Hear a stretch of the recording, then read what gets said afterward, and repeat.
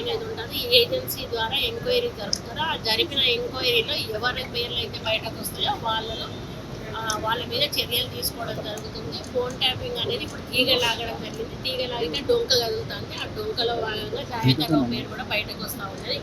కాబట్టి అందులో ఎవరు ఇన్వాల్వ్ అయి ఉన్నా కూడా వాళ్ళను ప్రభుత్వం వదిలిపెట్టేది లేదు అని చెప్పి రేవంత్ రెడ్డి గారు చెప్పారు. ఎవరి మీద కూడా మాకు కక్ష లేదు, కక్షపూరితంగా చర్యలు తీసుకునేది లేదు. మన మీడియా వాళ్ళకు కూడా అదే చెప్పారు. పూర్తి స్థాయిలో ఎంక్వైరీ జరిగినాక నిజాలు బయటకు వచ్చినాక అందులో ఎవరైతే ఇన్వాల్వ్ అయి ఉన్నారో వాళ్ళందరి మీద కూడా చర్యలు తీసుకోవడం జరుగుతుంది.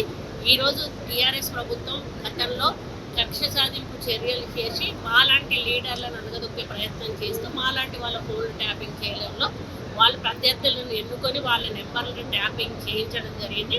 అందులో భాగంగా దయాకర్రావు గారి పేరు కూడా ఇన్వాల్వ్ అయి ఉంటే 100% తప్పనిసరిగా ఆయన మీద ప్రభుత్వం చర్యలు తీసుకుంటుంది.